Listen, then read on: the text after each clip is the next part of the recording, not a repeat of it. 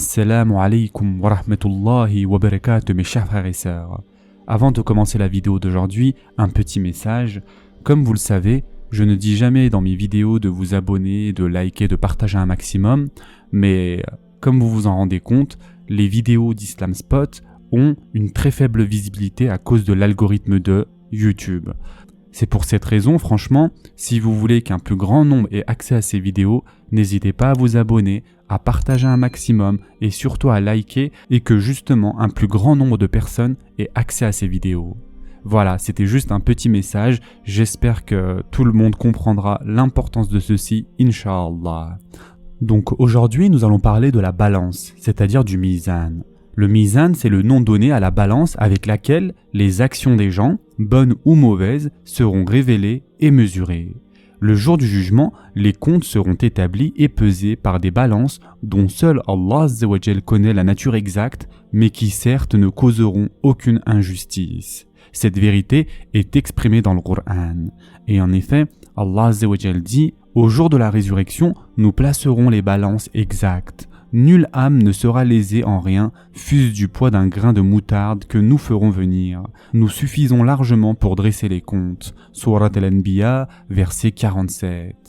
Allah Azza wa Jal déclare que ceux dont le plateau des bonnes actions seront lourds seront sauvés, tandis que ceux dont la balance penche vers le plateau rempli de mauvaises actions, ceux-là devront faire face à une lourde punition. Et en effet, Allah Azza wa Jal dit dans le Coran « Et la pesée, ce jour-là, sera équitable.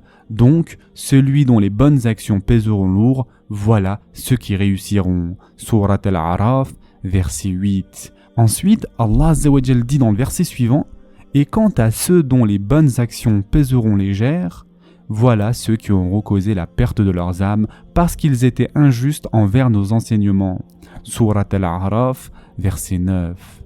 Les versets que l'on vient de voir décrivent l'état des pieux croyants et de ceux qui ont renié les révélations divines. Même si les mécréants font certaines œuvres de charité dans ce bas monde, elles ne leur seront d'aucune utilité à cause de leur déni, car la valeur des actions aux yeux du Tout-Puissant dépend de la croyance de leur auteur. L'état des musulmans pécheurs pris entre ces deux groupes est illustré ainsi dans le Coran. D'autres ont reconnu leurs péchés. Ils ont mêlé de bonnes actions à d'autres mauvaises. Il se peut qu'Allah accueille leur repentir, car Allah est pardonneur et miséricordieux. Surat At-Tawbah, verset 102.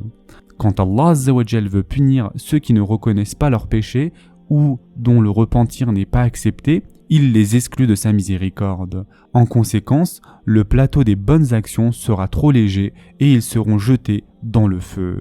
Sur la pesée des actions, Allah Azza wa Jal dit « Quant à celui dont la balance sera lourde, il sera dans une vie agréable. Et quant à celui dont la balance sera légère, sa mère, c'est-à-dire sa destination, est un abîme très profond. Et qui te dira ce que c'est ? C'est un feu ardent. » Surat Al-Qariya, versets 6 à 11. Anas ibn Malik radiallahu an rapporte « J'ai demandé au prophète sallallahu alayhi wa sallam d'intercéder en ma faveur le jour de la résurrection. Il m'a dit « Je le ferai ». Je lui ai dit alors « Ô messager d'Allah, où te trouverai-je quand j'en aurai besoin ?» Le prophète sallallahu alayhi wa sallam m'a répondu « Cherche-moi d'abord sur le pont, c'est-à-dire le pont qui est dressé au-dessus de l'enfer. » Je lui ai dit « Et si je ne t'y trouve pas ?» Le prophète sallallahu alayhi wa sallam répondit « Alors vers la balance, c'est-à-dire vers le mizan. » Et je lui ai dit « Et si je ne te trouve pas là-bas non plus ?»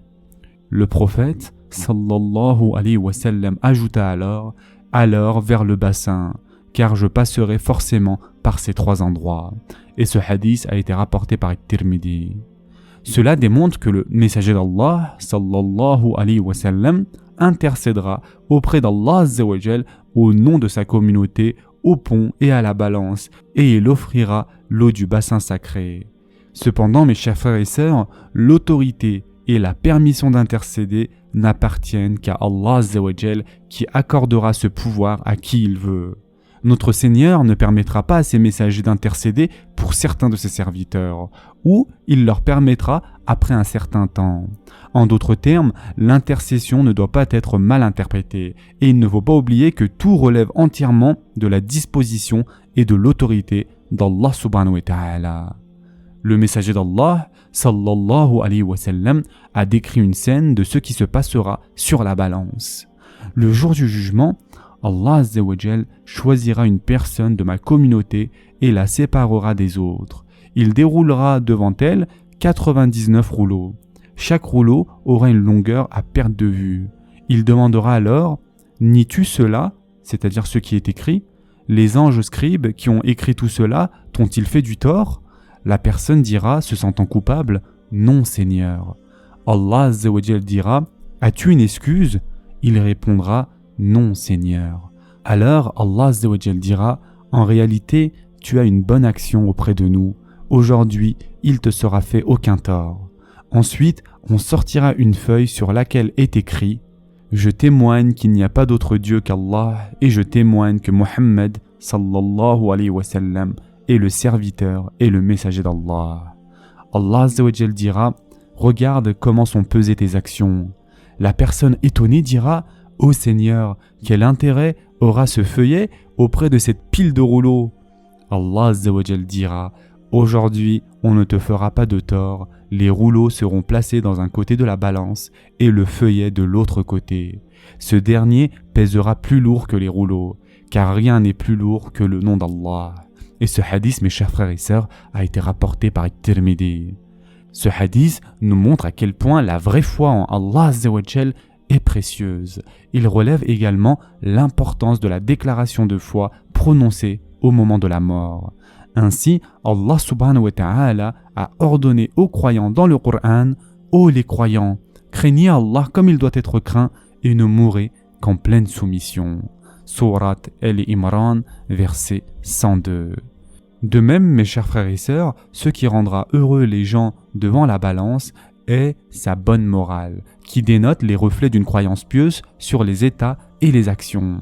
Et en effet, le messager d'Allah, sallallahu alayhi wa sallam, a dit « Le jour de la résurrection, rien n'est plus lourd sur la balance du serviteur croyant qu'une bonne morale. Allah déteste tout être vulgaire aux propos grossiers. » Et ce hadith a été rapporté dans le Musnad de l'imam Ahmed. Ce sera tout pour aujourd'hui. En attendant, prenez soin de vous mes chers frères et sœurs et à très prochainement, Inch'Allah.